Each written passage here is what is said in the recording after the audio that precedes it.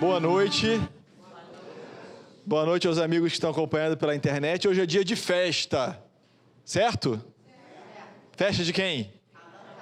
Allan Kardec. Aniversário de nascimento do codificador Allan Kardec.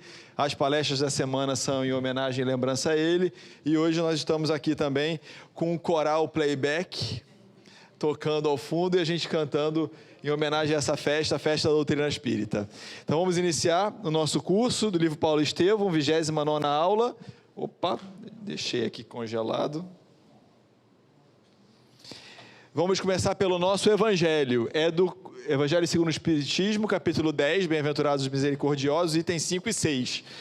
Reconciliai-vos com o vosso adversário.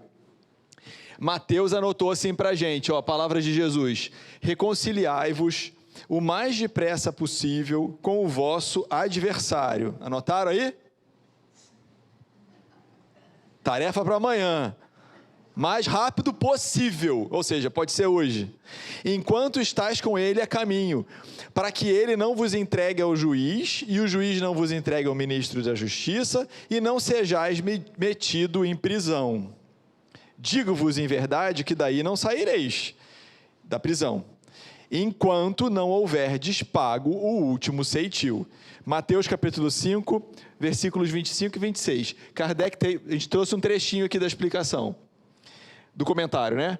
Quando Jesus recomenda que nos reconciliemos o mais rápido possível, qual é o tempo mesmo? O mais rápido possível, não é na próxima encarnação. Com o nosso adversário, não é somente objetivando apaziguar as discórdias no curso da nossa atual existência, é principalmente para que elas não se perpetuem nas existências futuras. Não saireis de lá, da prisão. Qual é a nossa prisão, hein? Aqui, né? Aqui, vai ficar reencarnando com aquela pessoa. Quantas vezes na prisão, algemado? Enquanto não houverdes pago até o último centavo, isto é, enquanto não houverdes satisfeito completamente a justiça de Deus. Anotaram? Botaram na agenda, amanhã de manhã, ligar para aquela pessoa, mandar um WhatsApp, manda um beijinho de coração para começar o dia. Não é beijinho no ombro, não. Então vamos fazer a nossa prece, sempre muito felizes por estarmos aqui na casa da irmã Maria Angélica, nesse curso tão abençoado, em especial no dia de hoje, que lembramos Allan Kardec e com ele lembramos a bênção da doutrina espírita em nossas vidas. Que possamos, como gratidão, aproveitarmos o curso da noite de hoje, as instruções, as orientações dessa doutrina tão abençoada que é o cristianismo redivivo. Fique conosco, irmã Maria Angélica, em mais uma noite de estudos. Que assim seja. Muito bem, quem leu? Hoje nós estamos ainda pagando o prejuízo da semana passada, né? Porque uma certa dupla aqui planejou errado e imaginou que ia conseguir fazer esse capítulo em um dia. Hoje eu fiquei pensando, cara, impossível, né? Impossível. Acho que é o capítulo que mais acontecem coisas. Embora com nem tantas páginas, mas tudo acontece. Então a gente vai pagar a dívida ainda, nem que a gente vá até dezembro com o curso. Vocês... Não é? Pode meia-noite hoje, manda um e-mail para ouvidoria@sema, reclama dos tutores, e a gente paga também com bônus hora. Então a gente está terminando hoje o capítulo 7, as epístolas. Semana passada começamos e hoje vamos terminar. E o que aconteceu semana passada na primeira metade das epístolas? Eu não. Depois de 11 itens, entenderam o bullying aqui com ela? Olha só. Ele fica contando os itens no meu resumo. Vocês já viram isso? Vou botar ele para falar. Ou então para resumir isso que ficou... Vou ser sincera, eu adorei, porque eu não sei resumir tanto assim, ficou bem resumido. Gente, vou fazer a pergunta. O que aconteceu na aula passada? Ninguém vai saber dizer nada. Todo mundo... Tem 11 respostas. Começa onde, gente? A nossa aula, hein? Tudo bem, Roberto. Paulo vai para Corinto, Reveló e Dionice, são, né, avó e mãe do Timóteo, Prisca e Áquila, e ali eles planejam a fundação da igreja lá na cidade de Corinto. Silas e Timóteo se juntam a Paulo depois, que estavam lá descansando, e Paulo faz a primeira pregação na sinagoga. No início eles estão até gostando, né? E depois o que acontece? cala-te, vai embora daqui e não volta mais. Não foi assim que eles falaram? Ele acaba sendo expulso quando ele começa a fazer. Eles acham que ele está colocando Jesus acima de Moisés, né? Quando ele começa a fazer as comparações. E tanto ali quanto depois, ele recebe a ajuda, né, do Tito Justo, e com isso, compra casa e tudo, conseguem fundar a igreja do Corinto, que é um sucesso. A igreja vai super bem, né, trazendo muitas bênçãos. Mas Paulo está preocupado. Ele vai recebendo muita demanda, né, de ajuda pessoal dele, da presença dele nas igrejas que ele deixou, né, que eles deixaram fundadas pelo caminho. E ele fica nervoso, mas aí ele se recolhe lá no final, num dia, e roga a Jesus que ajude a ele, que tem certeza que o mestre não abandonaria. E aí, realmente, o mestre vem para ele, né? Fala e inspira ele o quê? Você não pode estar presente em você, pessoalmente, mas você pode escrever que a sua palavra vai chegar a todos. E aí que é um marco quando Paulo começa a escrever as famosas epístolas, as cartas de Paulo. E elas são um sucesso imediato em em todo o pessoal, o cristianismo. Aí ele porque estava fazendo sucesso demais, estava tudo muito bom. O que ele é de novo, gente? Perseguido, acusado, preso, açoitado, levado a julgamento e absolvido, né? Ele é libertado porque esqueci o nome, Júlio, né? O procônsul achou que gostou realmente das ideias e isso que os judeus tinham até que aprender com ele, dar uma lida nos ensinamentos. E aí depois com Prisca e Átila, ele continua a viagem, vai para Éfeso, porque lá está tendo problemas, a igreja em Éfeso está tendo problema lá com João, e ele vai para lá para ajudar a resolver esses problemas. Tá? E aí quem ele encontra lá em Éfeso, que morava lá? Maria, mãe de Jesus, conversa com ela, vai lá e ela conta algumas coisas, passagens de Jesus, e combina com ela de retornar para que ele escrevesse um evangelho. Vai, então, a Jerusalém, sai de lá para entregar o quê? O que ele devia, aquilo que ele tinha recolhido, né, para a igreja de Jerusalém ter a sua subsistência sem precisar dos judeus. E aí depois ele vai de novo, Antioquia, vai a Tarso, vai a Tauro, vai a Éfeso. E sempre o quê? Lutas sem tréguas entre quem? Judeus e os cristãos, tá? Ele vai sempre enfrentando e contornando e vai indo. E aí lá em Éfeso ele volta, ele começa realmente as curas a se manifestarem, e aí realmente ele é um sucesso e chega no apogeu, né? Mas isso incomoda, como sempre, né? E aí tem a festa da deusa, né? O templo de Diana, e a população, o povo já não está mais tão interessado naquelas manifestações exteriores, não dá muito valor e não comparece lá.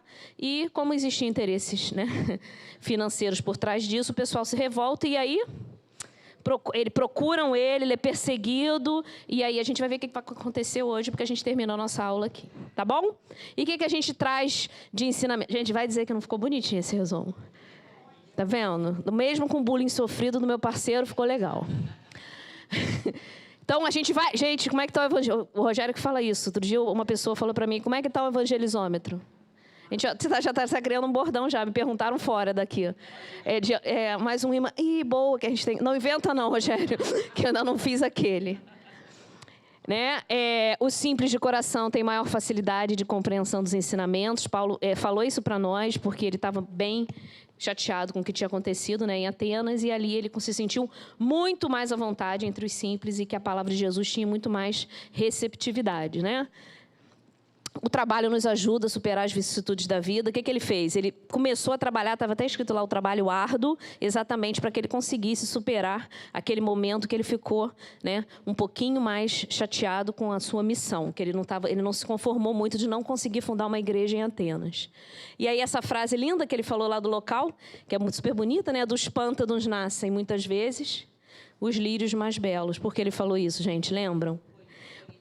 Porque lá tinha muita devassidão, as pessoas não entendiam por que teve tanto sucesso. Mas quando tem mais sofrimento, né, tem mais procura por ajuda. Nos momentos de angústia e dificuldade, quando nós sintonizarmos com o alto, confiarmos no Senhor, Ele vai nos enviar ajuda. Né? Paulo ali conversou com Jesus. Acho que a gente não consegue ainda conversar com Jesus, mas a gente, né, sintonizar com o alto, bem, não sei, a gente pode conseguir, né, gente? E o valor da tarefa, isso aí foi, na realidade, foi Jesus mesmo que falou, o valor da tarefa do missionário está no conteúdo espiritual do seu verbo, da sua exemplificação e da sua vida. Ou seja, não adianta a gente, né, falar, a gente tem que viver, a gente tem que fazer. Jesus falou para ele quando ele estava aflito, porque ele não poderia ir. E ele disse que a palavra dele chegaria de qualquer jeito se ele escrevesse. Ok? Então é isso. Vamos ver agora o que aconteceu lá em Éfeso, quando o pessoal se revoltou no templo de Diana. Vamos lá. Então, o 11º item falava justamente que estava aqui... Foi mesmo, Cris. Tinham muitos itens, mas eram todos enxutinhos. Depois de 2 anos, lá em Éfeso, a Cris terminou a aula contando essa história, né? Tinha o culto à deusa Diana. Com o tempo, eles perderam o interesse, foi esvaziando. E aí, obviamente... Os afetados materialmente por essa mudança se incomodaram e começaram lá a provocar algumas bagunças. O culto ele era muito lucrativo, principalmente para os ourives. E aí eles pagaram, porque o culto, em geral, nesses templos pagãos, tinham muitas oferendas. Então, quando você tem muitas pessoas visitando esses templos, eles vão comprar artigos para deixar lá. E aí, obviamente, na hora que essa economia para de girar, incomoda muita gente. E aí os ourives, eles insinuaram que Paulo estava se preparando para arrombar o templo. Até a Cris falou semana passada das fake news. E eles começam a plantar isso, ele vai arrombar o templo, ele vai fazer isso, fazer aquilo outro. E as pessoas começam a ficar ali preocupadas e alvoroçadas para que isso não aconteça. A imaginação das pessoas mais simples era um terreno fértil para esse tipo de fomento de discórdia e de fake news, que a gente também conhece bem hoje em dia. E aí ela avança, a multidão avança, furiosa no teatro, atrás do Paulo. E aí, o que acontece? Ele não estava lá. Também, finalmente, uma folga, né, gente? Coitado do Paulo, enfim, se safou. Apedrejado, açoitado, apupado. A gente aprendeu um monte de verbo esse ano, né? Os apupos. E aí, ele não estava lá, no teatro. Mas o Gaio e o Aristarco estavam e foram presos. E aí, eles ficaram satisfeitos de terem prendido Gaio e Aristarco? Não. E isso também acontece, né? A gente fica lá incitado contra alguém, e aí vai aquele efeito manada, não encontra a pessoa, mas eu quero o outro, eu quero o outro. A gente tem que tomar muito cuidado com isso, de não dar abertura para esse tipo de pensamento, de incitação. Isso acontece na internet, acontece numa roda de amigos, né? Temos que estar vigilantes. E aí eles vão procurar na tenda de Áquila e Prisca. Eles estavam lá, lembra? Tanto Paulo ficou todo feliz. E o que acontece? Eles chegam lá, Paulo estava lá? Não. Como é que eles resolvem essa frustração? Quebra tudo. Só acontecia isso antigamente, né? De quebrar tudo. Não é isso? A gente quase não vê mais isso hoje em dia. E aí, revoltados, quebram tudo. Qual era a profissão de Áquila e Prisca? Tecelões. Eles quebram o tear deles. Jogam na rua ali, né? Olha que situação triste. E aí Paulo fica ciente desses fatos, quis ir ao encontro dos companheiros, dos presos e dos prejudicados aqui, mas as pessoas o impedem. Não, calma, porque ele já foi tão machucado, açoitado, né, tantas vezes. Calma, não vai assim nesse ímpeto não. E ele desiste de ir. O escrivão da cidade, depois de tudo isso ter acontecido, convence o povo a levar a causa a juízo e não trazer a pena antes do julgamento, né? Então, embora já tivessem prendido 2 pessoas e destruído as coisas lá de Áquila e Prisca, ele consegue convencer as pessoas disso e não fazer justiça pelas próprias mãos, porque eles queriam, de novo, lá machucar o Paulo. E aí, Paulo decide ir para Éfeso, partir de Éfeso. Ele estava em Éfeso, lembra que ele conheceu Maria, conversou com Maria, decide partir de lá. Mas ele tinha um projeto com Maria, não tinha? Qual era o projeto do Paulo? Escrever o Evangelho. Qual era o Evangelho, que não tinha esse nome ainda, né? Que tinha na época, que tinha sido publicado?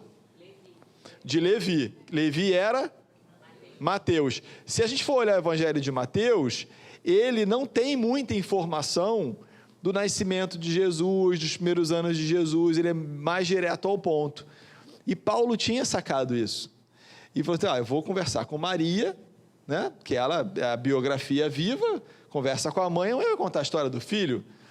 E ele tinha, então, esse projeto de escrever o Evangelho, ele escreveu a biografia de Jesus, com o relato de Maria, com o relato dos outros apóstolos e com as outras pessoas, para ser uma nova versão dali do que ele já tinha de anotações de Levi. Mas como ele tinha que ir embora, ele pensou que depois ele mandava um outro companheiro para pegar essas informações e ele poder seguir adiante com o Evangelho. E ele diz o seguinte, olha, eu sinto que a minha tarefa no Oriente está finda. Tenho a esperança de pregar o Evangelho do Reino em Roma, na Espanha e entre os povos menos conhecidos. O mais para o Ocidente que ele tinha ido era Atenas até então. E como é que foi a experiência em Atenas?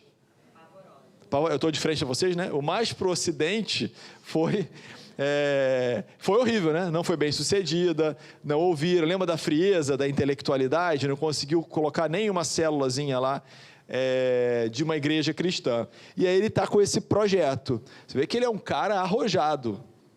Ele está sempre buscando novas coisas. Ele não se conforma só de, já conseguiu algumas igrejas aqui. Ele vai sempre em frente. Então ele queria o Evangelho relatado por Maria de Nazaré e queria buscar novas regiões no Ocidente, não exploradas como Roma e Espanha, tá?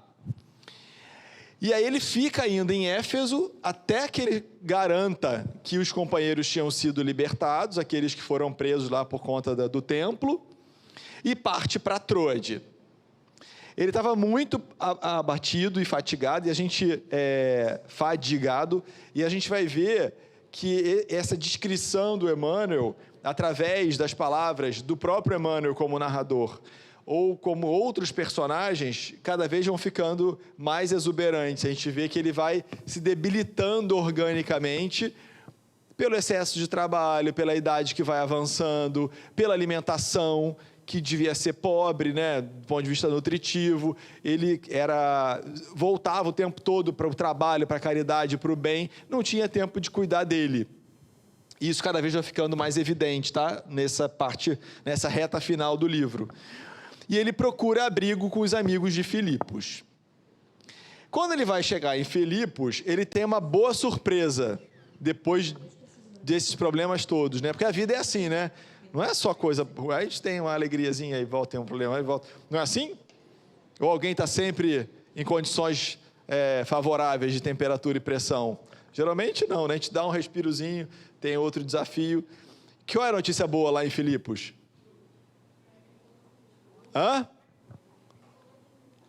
Encontrou com Lucas. Lucas também parece uma aparição, né? Ele aparece nos lugares mais inusitados. De repente, quando ele está precisando. Aí Lucas aparece. Luke Skywalker, né? Aquele holograma assim, para me salvar. Lucas estava lá na cidade, eles se abraçam e ele fica até mais feliz. O Lucas fica chocado com o estado físico do Paulo. Lembram qual era a profissão de Lucas? Médico. Então já tem aquele olhar clínico. Já fez diagnóstico ali olhando ele. Vê que ele estava muito debilitado, muito magro, rosto pálido, olhos encovados, impressão de uma profunda miséria orgânica, pediu para ele uma ressonância magnética. Não. E aí ele percebeu que ele não estava nada bem, mas foi discreto. Qual foi a prescrição que o Lucas fez? Descansar e ofereceu a companhia dele. Não, eu vou ficar com você, eu vou te acompanhar para cuidar de você. E aí esse encontro reanima muito Paulo e o Lucas resolve acompanhar. E aí eles partem para Corinto. Vocês já perderam, já conhece o diagrama de espaguete, quando a pessoa faz assim, né? Já perdeu, já virou Deu um nó, assim, né? Já foi, voltou. Porque a crise, lá, só no resumo da crise, a gente já se cansou. Só que não é assim, pegou um voo para Brasília, voltou para São Paulo, veio para Curitiba, veio para... É tudo a pé. Oi. Tem... Quantos quilômetros, gente? Tem a menor ideia, né? Tem que botar no Garmin. A gente tem que botar lá as distâncias entre as cidades. Você pode fazer isso, Crisinha, vai. Dever de casa, né? Dever de casa. Daqui para lá. Tanto, né? Valendo um ponto na média. média. Na prova final. Na média, ponto. né? Quem fizer, traz pra gente. Carlos. Isso, a gente vai dizendo. Cadê o Carlos? Ó, Carlos. A sua esposa, como ela está trabalhando muito para a sua evolução... Ela já pediu a você para fazer isso. Ela está te dando a oportunidade de calcular para a gente quantos quilômetros, valendo um ponto na média final, tá? Então vai ter prova, mas quem trouxer isso ganha um ponto. E pode ser, a gente traz um depara. A gente converte, isso é fácil. Polegadas, milhas, pés. Vamos lá, gente. As forças físicas dele foram se revigorando. Né? Ele ficou muito mal, começou aí a dar sinais de alguma recuperação. E aí o projeto dele de chegar a Roma e levar a mensagem do Cristo foi tomando corpo. Então ele foi desenvolvendo, elaborando essa ideia de chegar em Roma. Seria a primeira vez que a palavra do Cristo chegaria em Roma? Por quê? Prisca e Áquila já tinham ido, lembra? Tinham ido, voltaram para ali, tiveram tudo destruído, eles inclusive vão sair na frente. Isso eu não botei no resumo, era muito detalhe. Então não era, mas ainda assim, qual era a importância de Roma? É a capital do Império, né? Está vivendo aqui o Império Romano, a dominação da Palestina. Então era chegar na capital do Império, conseguir fazer o cristianismo ser fincado lá de verdade, seria um sucesso para a causa. Vejam um projeto de Paulo, hein? E onde a gente chegou até hoje com essa história. E aí a companhia de Lucas, a mudança das paisagens e o próprio projeto de Roma foi revigorando. E a gente aprende isso no Autocura, né? nos livros espíritas também. Quando a gente está doente, o que a gente precisa? De um projeto. Ela respondeu... O projeto da Ana é se arrumar, mas é um projeto. Se arrumar é meio caminho para a cura, meu filho. Né? Então... Ó, vocês ouviram a Ana Cristina falando? Repete aí, Ana, a Cris quer te ouvir. E é o médico. Boa, sem dúvida. Mas assim, a gente sabe que ter um projeto de vida... E aí, gente, todos ouvindo? A minha esposa, muito sábia, diz que sou eu que agito as turmas. Desde a evangelização, que eu agito. Então, deixa eu me acalmar. Aí você pega uma Desde o parabéns assim. do Kardec, né? Aí junta a fome com a vontade de comer, Cristiane, Rogério. Bom, onde que eu estava? No projeto de vida.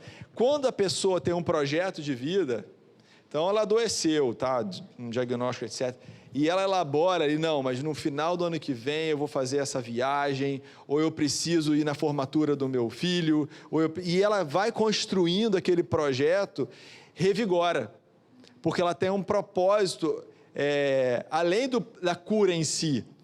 A cura é um meio para chegar em algo muito maior. Vejam que ele não tinha lido Joana de Ângeles ainda não, hein? O projeto de ir para Roma ajudou ele a se revigorar. Ele precisava melhorar para atingir esse objetivo. Ele tinha uma causa ainda maior para chegar nesse objetivo. E aí, em Corinto, eles estão em Corinto ainda, né? Animado pelo projeto Roma, ele readquire energias latentes. Você que batizou esse projeto, né? O projeto Roma. Foi? Gostei. Eu acho que tá no livro. Eu não me lembro de eu ter posto então, o nome, não. Se não foi você... Não, gente, então foi se não foi você, tá? fui eu lá na nossa aí já anotação. não sei mais, pode ser. Foi bom. Paulo empregou alguns dias na redação do célebre documento que seria levado pela irmã Febe, não é a Federação Espírita Brasileira. Olha, Rogério, devia ter projeto no começo da frase e Roma mais pro meio. Foi isso. Aí a gente sublinhou e juntou. Sublinha e junta, ficou projeto Roma. Ó, a irmã Feb não é a Federação Espírita Brasileira, embora hoje seja o dia de Allan Kardec. Era uma irmã que ia fazer uma viagem para Roma. Então, como estava todo mundo ocupado, em geral as cartas iam com os emissários. Ela já estava indo para lá, ela mandou. já tinha aparecido uma vez antes, quando ele saiu de lá, que ela pediu para ele não ir, que ela ficou chorosa. E aí ela vai levar essa carta aos romanos. Qual é a diferença dessa carta das outras cartas que ele escreveu?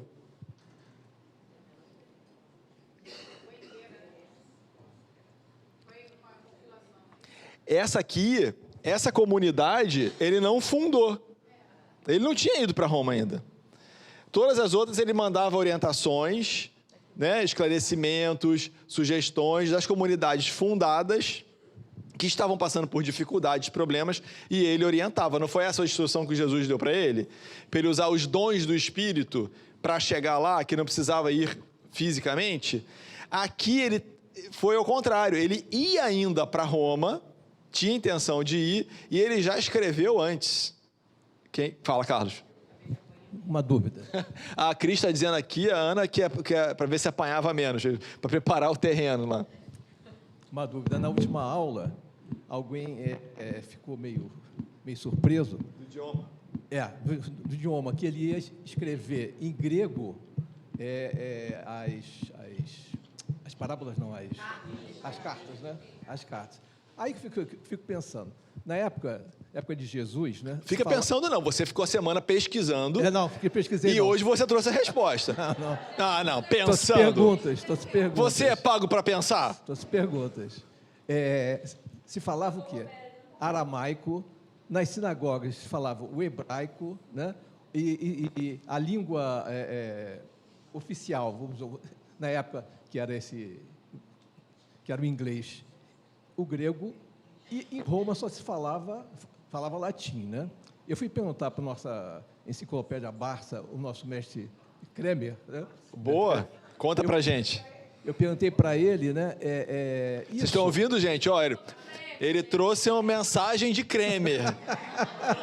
Ele é o nosso médium de Kremer, conta aí. E ele falou que só com o Santo Agostinho é que o latim vai se tornar a língua oficial da igreja, né? E nesse mesmo tempo, né, lá em Roma, vai se tornar a religião católica, né, entre aspas, né, a religião do Império Romano, né? E eu fico pensando assim, aí Mas a religião foi só por 320 e pouco, tá? 300 alguma coisa. 346. Isso, exatamente, 340. E aí, quer dizer, com esse intuito deles irem para Roma agora, né? Não era em grego que eles iam fazer isso, né? Era em latim, né? Eu fico falando, essa confusão de todo mundo nessa época era poliglota, como é que funcionava essa coisa? Você já encontrou o caminho do céu, pergunta para o Guilherme Kremer. Não, mas olha só, primeiro obrigado, o que reforça assim, a gente até buscou responder na semana passada que provavelmente a língua escrita mais comum, a língua escrita, deveria ser o grego, e aí eu imagino que naqueles locais devessem ter pessoas que soubessem o idioma, lessem e pudessem reproduzir para as outras. Mas semana que vem, que não vai ter aula, aliás, é bom para lembrar, é bom que veio o gancho aqui, semana que vem já estava no programa que não teria aula, tá? No calendário das terças-feiras, a gente tem uma outra atividade que não são as aulas nesse dia. E, então, não se esqueçam, assistam as aulas antigas pela internet, as aulas que faltaram. Mas na outra semana, Carlos, você traz a resposta do Guilherme Kremer sobre qual a percentual de pessoas que falavam ou liam grego em cada uma dessas localidades, tá? Você vai ter o segundo ponto, hein, da média desse ano aí. O outro é a quilometragem. Tradutor, né? Era o Google Tradutor, botava Siri. Rogério, segundo o tio Google, ele, né, o tio Guilherme, né, todas as epístolas, assim como todos os 4 evangelhos, foram escritos em gregos. O único evangelho que é dúbio é o evangelho de Mateus, que alguns acham que foi escrito em outra língua e tal. Mas, segundo o que está lá, né, tudo é aquilo que você colocou lá. É como se fosse a língua... Como é o inglês hoje, né, era o grego, e tudo foi escrito em grego. Exato. Tem essa vertente mesmo, né, do Evangelho de Levi, como foi o primeiro, as primeiras anotações não eram ainda um evangelho, eram anotações meio esparsas. Tanto que, se a gente for prestar atenção no livro, o tempo todo ele fala as anotações de Levi, os escritos de Levi, ele não fala o Evangelho de Mateus. Porque o Evangelho de Mateus, conforme a gente conhece hoje, ele foi concluído muito mais à frente. Tanto que historiadores acham que ele não foi o primeiro, porque a datação é mais posterior. Mas essa última versão é como se fosse um livro, tipo o Livro dos Espíritos, que foi publicado com 501 perguntas e depois chegou a 1019. E aí, por esse motivo, esses primeiros escritos provavelmente não foram em grego, porque o objetivo era consumo próprio, né? Anotava para você mesmo ter a memória e falar, e relembrar. Não tinha o primeiro objetivo daquilo virar um documento para ser copiado, para ser difundido. Quando passa a criar quando se percebe que aquilo ia virar um documento a ser replicado e utilizado, aí provavelmente vira uma outra língua, que é uma língua mais difundida, tá? Muito bem, mais alguém na fila? Não.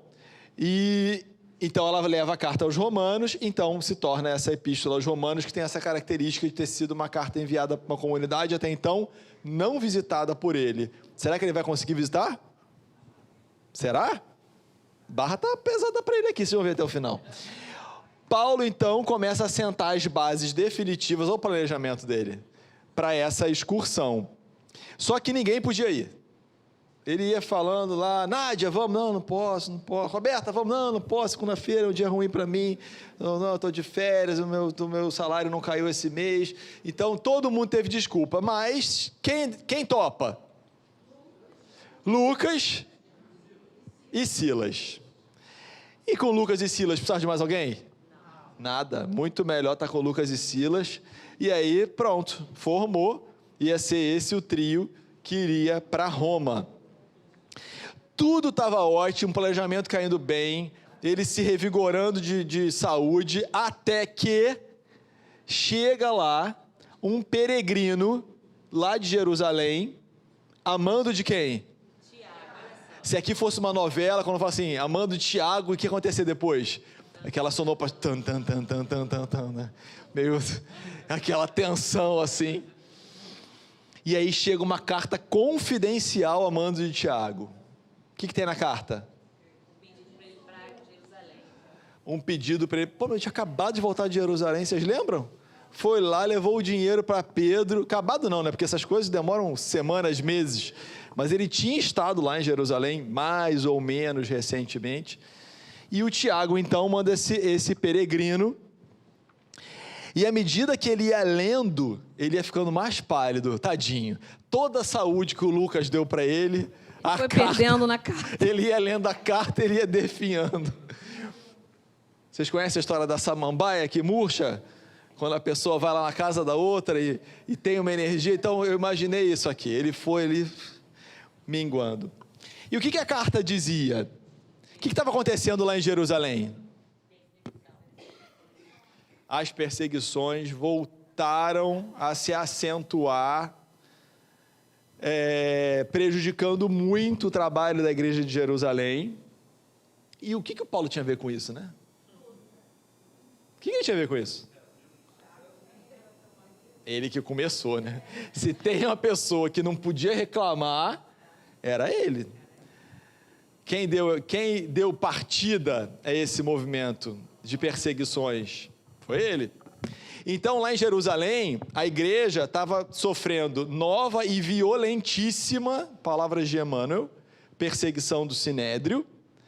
Voltaram as torturas infligidas aos cristãos. Lembra que tinha diminuído um pouco? Por que tinha diminuído um pouco? Justamente por causa do Tiago. O que o Tiago fez para poder diminuir? As práticas exteriores, ninguém podia falar de Jesus sem falar de Moisés, tinha que seguir todo aquele ritual lá, separava os doentes da pregação, que uma coisa é uma coisa, outra coisa. Só tinha um item que foi eliminado. Qual foi?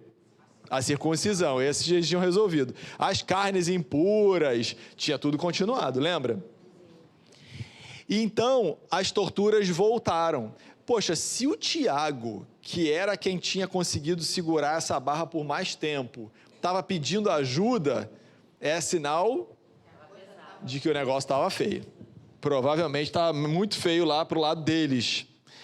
Para piorar, Simão Pedro foi banido da cidade. Então, provavelmente, por ordem e perseguição do Sinédrio, eles tiraram a grande figura que era ali o grande pai de todos, né? Vocês vão lembrar que os doentes, as crianças, chamavam ele de pai, e até a gente falou no começo do ano que provavelmente daí vem a expressão pai, padre, father do sacerdote, porque era uma figura paternal. Embora Pedro fosse casado, lembra que ele tinha sogra? Sogra dá trabalho, né? Teve febre ela. E Jesus curou a sogra dá trabalho. Ela teve febre, Jesus curou a febre dela, lembra? E novas perseguições e martírios estavam acontecendo, e a igreja estava sendo assaltada constantemente pelos fariseus. Como é que Paulo fica, hein? Hã? Como que o Paulo fica? Estava super animado para ir para Roma, com Lucas e Silas. Chega esse pedido de ajuda, como ele fica? Trocou Remarcou a passagem. Luiz falou aqui. Quem falou, Luiz? Remarcou a passagem. É isso? Será que tem multa? O Sinédrio alegava a necessidade de um entendimento com Paulo a fim de conceder tréguas. O que vocês acham? Olha Suspeito. só, o Tiago não estava dando um tiro no escuro. Ah, vem aqui me ajudar, porque estava com um problemão. O Sinédrio, que já estava fazendo tudo isso aqui, provavelmente procurou o Tiago e falou, para a gente poder resolver o problema, eu quero que Paulo venha aqui, para a gente se entender com ele, e aí eu vou conceder trégua, vou parar de perseguir. O que vocês acham dessa proposta? Quem cai nessa? Difícil acreditar, né? Porque se o Tiago, que era o grande parceiro, não estava ali resolvendo, justo o Paulo, que era a maior pedra no sapato da história, lá do Sinédrio, ele ia lá para se entender, mas o Tiago acreditou. E aí, e por que ele queria, o Sinédrio queria? Porque, na verdade, o Paulo tinha conseguido lançar as sementes do Evangelho por vários lugares. E aí chegavam notícias das sinagogas de que as sinagogas estão ficando vazias. Porque ele criava um núcleo cristão, todo mundo se convertia, e as sinagogas ficavam as moscas. Quer falar, Cris? Não? E aí, as sinagogas mandavam cartas, reclamavam, e o nome do Paulo aparecia o tempo todo. Então, vem cá, Paulo, vem aqui para o Sinédrio, em Jerusalém, para a gente poder se entender. O Tiago pedia, então, nessa carta, que ele fosse a Jerusalém, explicitamente. E o objetivo era esclarecer o Sinédrio queria algumas explicações, né? Era uma sabatina lá do Senado, e isso era indispensável, ele tinha que ir. Como que o Paulo ficou? Hein? Ele ficou uma arara. Ele pensa, com que direito o apóstolo Galileu me faz esse pedido? Ele pensa. O que é, Roberta? Roberta está dizendo aqui que ele nem olhava para a cara dele direito. Vocês lembram disso? Ele evitava, não olhava, na pregação ele saía, ele se incomodava. E aí o Paulo, e é tão importante, gente, a gente ir destacando esses trechos, por quê? Porque a nossa ilusão acha que ele estava lá no caminho de Damasco, Jesus apareceu, né? E o Pinóquio virou um menino inteligente. Mas não é isso, é uma transformação lenta. Ele ainda ele é super-humano. E a gente tem visto isso, né? Em Atenas ele chorou, e ficou o que nós chamaríamos de depressão, lembra? Até chegar o Timóteo dando notícias para ele. Então ele não ficou feliz, não. Como é que ele pode me pedir isso? Ele ficou incomodado. Humano, não é? Totalmente humano. Totalmente humano. E a gente, às vezes, exige santidade de seres humanos. Tanto do Paulo, como de outras pessoas, né? A gente vê, sei lá, um dirigente da casa espírita, um autor, e acha que não pode errar, tem que ser perfeito, não pode tomar uma decisão equivocada, não pode falar uma coisa errada. Somos seres humanos, espíritos imortais em evolução, perfeito. Aliás, falando em perfeição, e agora a internet está ligada, eu estacionei hoje fora, e aí tem uma igreja nova, já viram?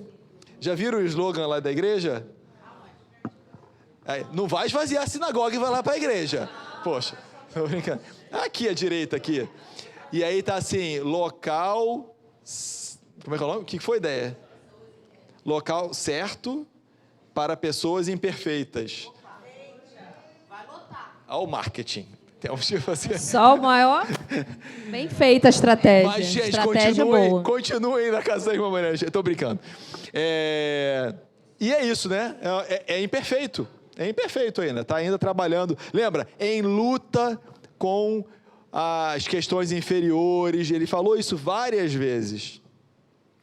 E aí, ele pensa, ele não podia odiá-lo. Ele não queria. Ele não odiava o Tiago. Mas daí, a se sentir afim com ele, vai à distância. E a gente também precisa dar os nomes aos bois corretamente. Às vezes a gente tem uma pessoa que a gente não tem afinidade. E está tudo bem. É fluídico, é vibracional, é identidade de pensamentos.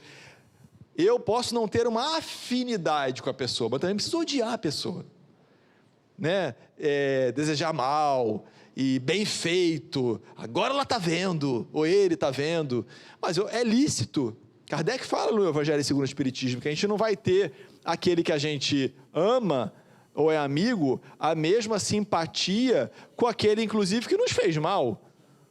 Mas eu não preciso odiar, eu posso perdoar, embora eu entenda que não é ainda da minha... Hã? Exatamente.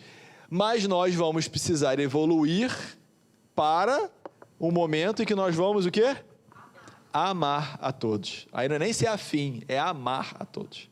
Esse amor universal. Estamos caminhando, né? Para lá. Aumentando o nosso círculo. Quantos seguidores a gente tem na mídia social? Então a gente vai ter que aumentar os seguidores de verdade, né? Aqueles que a gente realmente vai começando a amar. Essa também é um objetivo nosso. Então ele não odiava, mas também não curtia muito, não. E aí, ele está em conflito. Por quê? Primeiro, ele queria ir para Roma, não queria ir para Jerusalém. Segundo, o pedido é do Tiago, que ele já não é grande fã do Tiago. E aí, o que ele vai fazer? E aí, o que ele faz? Procura um recanto solitário da igreja e medita. Viu, pessoal? Não foi se juntar com um monte de gente e falar, aquele Tiago, que cara de pau. Aí cada um que encontra repete a mesma história, né? Bom dia, tudo bem? Nada, tá sabendo o que o Tiago fez? Olha a diferença, ele ainda sentia, mas olha como ele agia. Ele procurou um canto da igreja, pode ser aquele cantinho ali, tá? Do salão. Aliás, hoje, vocês precisavam ver a cara de vocês, todo mundo que entrava por aquela porta achava que o coral estava aqui. Aí as pessoas já estavam fazendo assim, ó. Do lado do coral. Eu vi umas 3, foi uma delícia. Hoje a gente botou música do coral hoje para quem está na internet, enquanto a gente esperava. Fala aí. Não, a Roberta, eu falei assim, que isso, Roberta? Aí a Roberta falou, é disco. Eu falei, disco?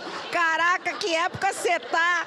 Roberta, que idade é essa, Roberta? Disco? Disco é do meu tempo, não do dela. Olha, a nossa amiga aqui, que não pode perder uma, disse que achou que era ensaio do coral aqui do lado e que teu som estava vindo aqui. Aí, meninas. Olha, pessoal, se Antioquia tinha as vozes diretas, aqui hoje a gente teve vozes diretas. Elas saíram diretamente das caixas de som do LP da Roberta.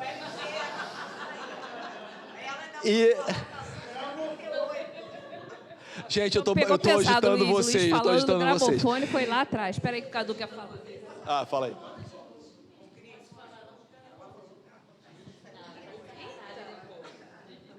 Rapidinho. Antes essa questão dele ter parado para meditar e não tomar uma atitude precipitada ou no calor do momento, ou usando a raiva como um instrumento de má escolha, né, vamos dizer assim, isso é uma coisa que acho que bacana da gente aprender, né? Ó, Glória, dica do Cadu para você. Acho que sim. Não, agora voltou. E também a anterior, quando a gente estava falando aqui da questão de não ter raiva de tudo, de falar do coleguinha ou do amigo, tem uma questão prática. A gente acaba ficando influenciado também, aquela vibração nos afeta, mais do que efetivamente, às vezes, ao outro, né? A gente fica tão empenado e repetindo, como você falou, o contexto, afetando mais a gente do que qualquer outra coisa, né? E essa é a grande questão da gente não ficar falando para muita gente algo que não está bem com a gente ainda, porque você não sabe com quem você está conectando e essas pessoas podem acabar te incitando para o lado errado, porque elas também se afetam com aquela história toda, né? Então é isso aí mesmo, não vai para Jerusalém não, vai para Roma. E aí não, mensagem para a gente, nessas situações mais dolorosas, buscar um recanto solitário da casa de Maria Angélica. Mas pode ser no nosso quarto, aqui, né? Tá funcionando, Jesus falou, vai para o seu quarto em secreto, e o Pai que olha em secreto saberá te aconselhar, te ouvir. Então, a gente deve fazer isso. E ele medita. Ele foi a mesma coisa que ele fez na aula passada. Ele foi lá para o cantinho da igreja, no recanto solitário, para poder fazer a conexão dele com Jesus. Boa lembrança. E aí, ele fica em silêncio, vai meditar, e ele busca uma inspiração para essa meditação. O que ele faz? Procura consultar o Evangelho. A gente tem feito isso? Sim? Sim ou não, gente? Tem que fazer. Não? Precisamos fazer, né, gente? Com mais frequência. Quantas vezes neste livro nós vimos isso aqui? Gesiel, Abigail, o próprio Tiago, Paulo várias vezes. Lembra dele lá com aquele Bar Jesus? Que foi, ele até abriu o Velho Testamento e funciona. Funciona. Silencia primeiro, espera um pouquinho, pede inspiração, abre, que funciona. Olha o que veio para ele. Concilia-te depressa com o teu adversário. Acho que deve ter quase caído no chão assim. Ah, e que página que estava? Isso mesmo, né? Deve ter pensado, gente, será que é isso mesmo que abriu? É para ter dúvida? Nenhuma, né? Nenhuma. E como é tão importante, a gente trouxe do Evangelho de abertura. Porque, às vezes, quando a gente lê essa frase, esse ensinamento de Jesus, que está lá para a gente explicado no capítulo 10 também do Evangelho, talvez alguns de nós aqui pensem, eu não tenho inimigo, eu não tenho um adversário. O Tiago também não era um inimigo dele, mas ele era um amigo? Não. Ele era afim? Os dois tinham sentimentos positivos um com o outro? Não. Então, faz parte desse combo aqui. Se reconcilie o mais depressa possível com esse que você ainda não é afim, ainda não é fraterno, ainda não é irmão. Porque o nosso objetivo é sermos irmãos. Exato. E aí, Paulo tem essa chamada aqui de Jesus. Quando a gente abre o Evangelho, assim, ao acaso, para ter aquela inspiração, só que às vezes a gente tem que também ter olhos de ver, né? Porque às vezes a gente abre e pensa assim, tá vendo? Era fulano que tinha que estar lendo isso. Alguém aqui já pensou isso? Não é não, Rogério? Poxa, isso aqui não é para mim, não. É para o fulano que é o meu adversário nesse momento. Então, a gente, se liga, porque às vezes é para nós mesmos, né? Aquilo que a gente está achando que é o outro que está fazendo, talvez seja o nosso comportamento, a gente não está se ligando.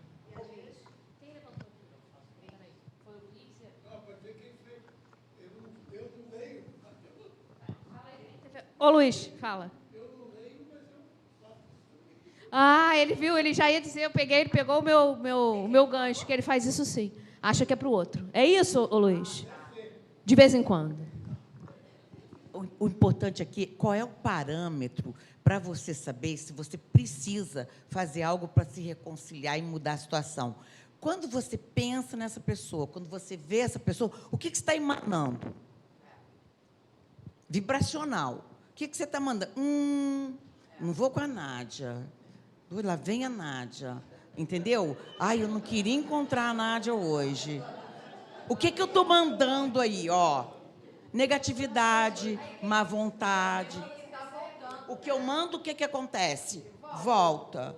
Então, basta isso. É inimigo? Não, não é inimigo. Mas o que você está mandando?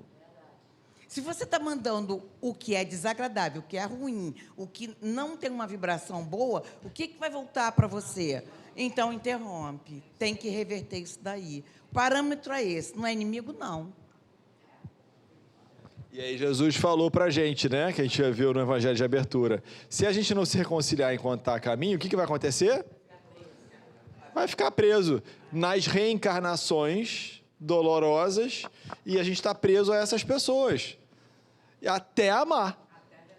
Não é até se livrar. É até amar.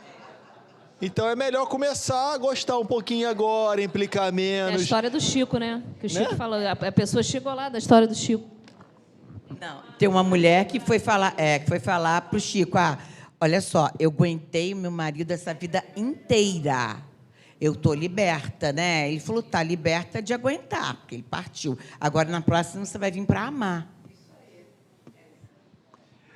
Boa. Então, ele recebe as palavras como um alvitre divino, né? Como um grande alerta, um grande aviso.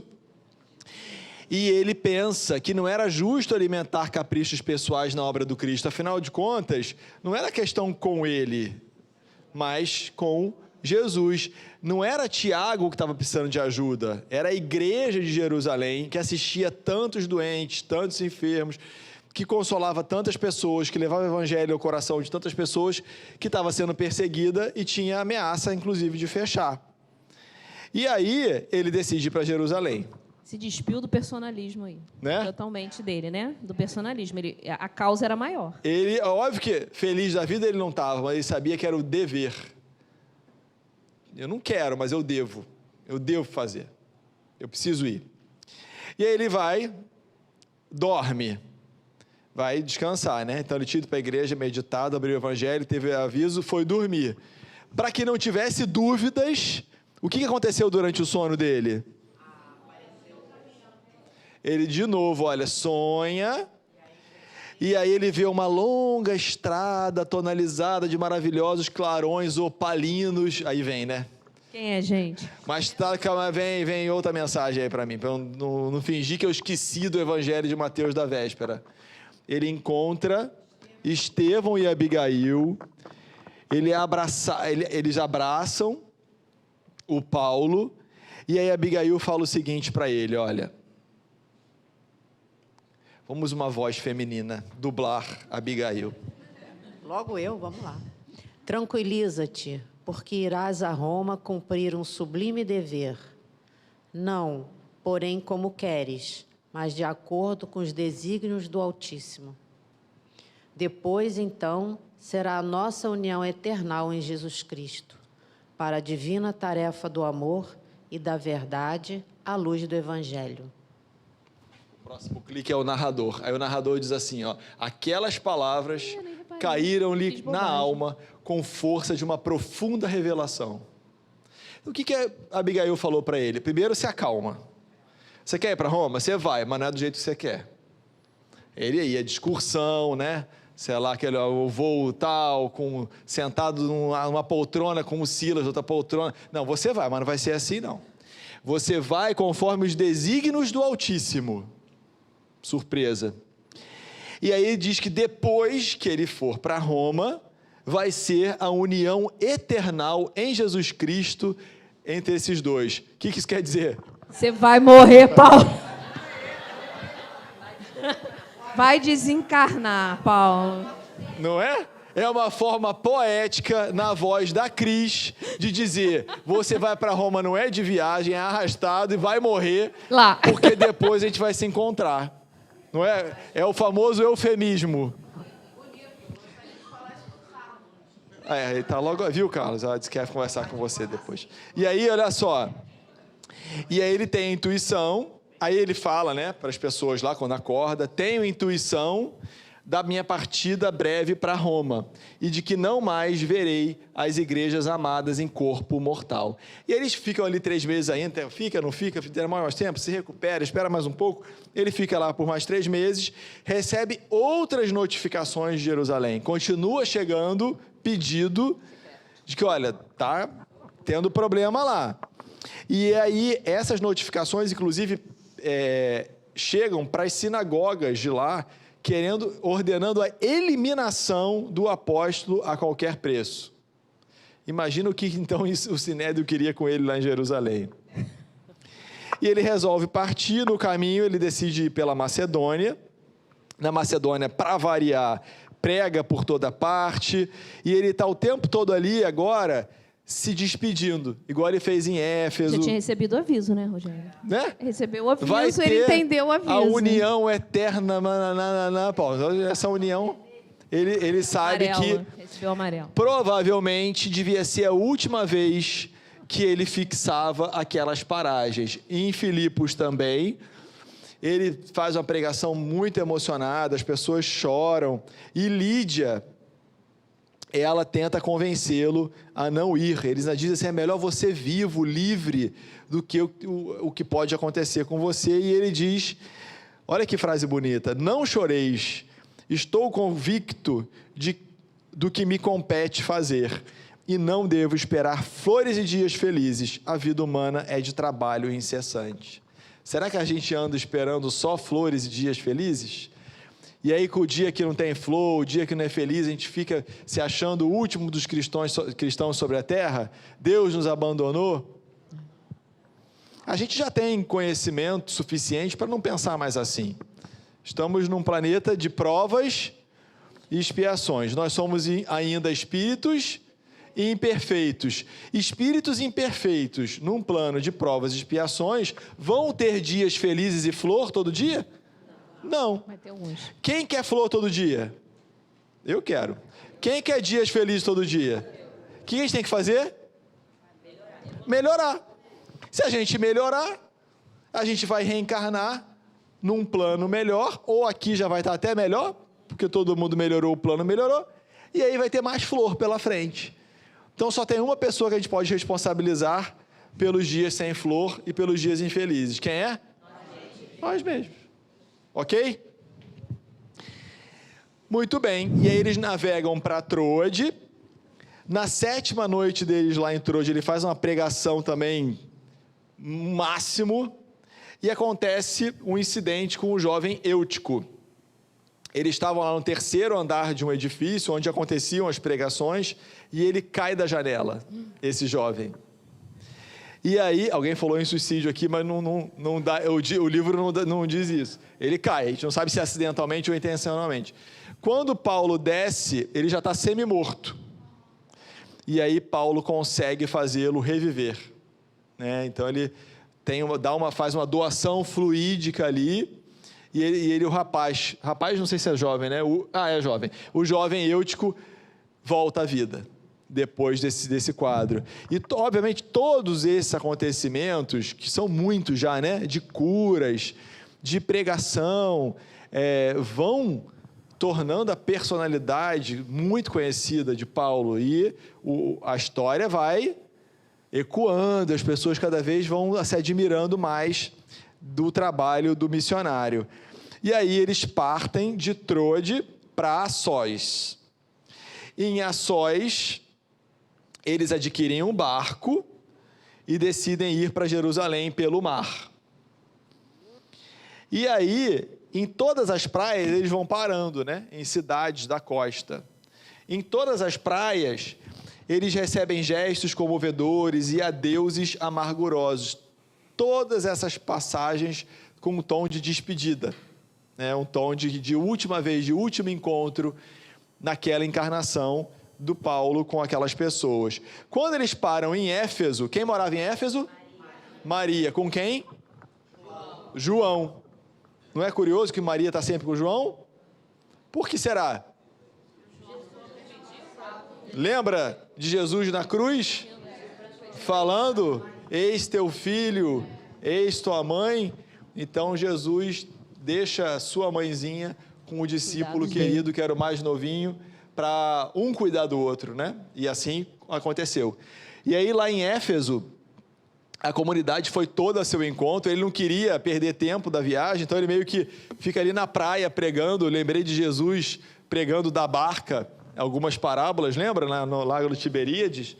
E aí, a própria Maria, já bem avançada em idade, ela vai lá na companhia de João para levar uma palavra de amor a Paulo. Lindo, né? Ele então preleciona na praia, em despedida, todos se ajoelham no tapete branco da areia. Imagina que cena linda? Paulo falando, Maria lá, bem velhinha já, com João, dando essa demonstração de gratidão, porque ela vê o esforço desse nobre missionário em levar a palavra do seu filho para tantas comunidades que não tinham conhecido enquanto ele esteve na terra conosco. E ele abraça a todos e, por último, ele abraça a mãe Maria Santíssima, nessa que ele já desconfiava que poderia ser a sua despedida definitiva com Maria. A viagem continua, e aí eles passam a passagem era mais barata, porque vai fazendo muita escala. Rhodes, Pátara, Tito, Prolemaida e finalmente Cesareia. Lembra que Cesareia era um porto? Um dos primeiros lugares da nossa jornada aqui, a nossa viagem lá no começo, começou em Corinto com Gesiel e Abigail, e quando cada um chega de formas diferentes, eles chegam pelo porto de Cesareia, a cidade de Jope, ou Jope, lembra disso? E aí também eles param em Cesareia. E quem é que morava em Cesareia? Filipe, já muito velhinho, diz o Emmanuel. E aí já vendo a passagem do tempo. Os apóstolos eram todos jovens, né? Mas já muito tempo se passou. Então Filipe já era velhinho aqui. E lembram que ele estava morando em Cesareia desde a primeira prisão. Lembra aquela negociação da primeira prisão? Paulo queria que morresse todo mundo. E aí o Gamaliel interveio. E eles negociaram aqui. Não, tá bom. Fulano que é casado, fica. Fulano que é solteiro, vai. João some. E Estevão tem que ser apedrejado. Lembra que teve uma negociação ali? Desde essa época, Filipe estava morando em Cesareia. Não estava já em Jerusalém. E aí ele fala das dificuldades que estavam acontecendo em Jerusalém. Ágado, em transe mediúnico, era um dos companheiros lá, médium, ostensivo. Ele faz previsões de transes, de situações dolorosíssimas que aconteceriam em breve. Perspectivas muito sombrias. Lucas chora com aquelas revelações e aí os amigos rogam a Paulo para não ir. Natural, gente? Muito, né? Todo mundo gostava dele. Ele, toda hora que vai num lugar, diz, acho que é a última vez, acho que é a última vez. Chega o Ágado e diz que vai acontecer apocalipse. Gente, não vai, fica aqui. Não vai lá não, desiste disso. Larga disso. E aí, ele cita o Evangelho, ele cita a passagem em que Jesus anuncia para os discípulos tudo que ele ia passar. Naquela última semana, né? Na que a gente chama de Semana Santa. Jesus também tinha anunciado que ia passar por muitas coisas. E ele não fugiu daquilo que ele tinha que vivenciar. E aí ele fala que os seguidores do Cristo devem estar prontos para tudo. Por mim, diz ele, estou disposto a dar testemunho, ainda que tenha que morrer em Jerusalém. Então ele não está iludido, ele não está achando que vai lá bater um papo com o Sinédrio e vai embora, assinar um termo de ajuste de conduta. Ele sabe que tem a grande chance dele desencarnar. Da mesma forma que o Estevão lá no início do nosso livro. Né? Também Ele foi. Tinha consciência total, né, Isso do aí. que esperava ele. E aproveitou para pregar lá, né, também, pregou né? Lá, E aí chega outro mensageiro de Tiago. Imagina, gente. Já amava o Tiago. O Tiago não para de mandar carta. De nome Manasson, e adverte sobre os perigos e as perseguições. E aí orienta que, chegando em Jerusalém, o Paulo deveria ficar hospedado na sua casa, na casa do Mnasson, e não na casa do caminho. Você vê que o negócio devia estar lá quente, porque se ele talvez chegasse direto na casa do caminho, não era nem tempo de se organizar muito. E aí, sai a caravana de Cesareia para Jerusalém. Que foi? Pararam que ele ficou velhinho. Gente, não dava para fazer tudo com ele já muito velhinho, agora a gente já mudou, né, Rogério? O Paulo. Magrinho, velhinho. A Cris está fazendo Oscar de efeitos especiais e maquiagem do filme O Paulo Estevão, pela Centro Espírita Maria Angélica. É desarmonização, né? E aí, olha o cenário, gente. Sombras pairavam no espírito dos companheiros. Imagina o coração deles caminhando, chegaram pelo mar, né? Em Cesareia, e a partir daí estão caminhando em direção a Jerusalém. Tudo que foi dito, as torturas que já tinham voltado a acontecer, Pedro banido de Jerusalém,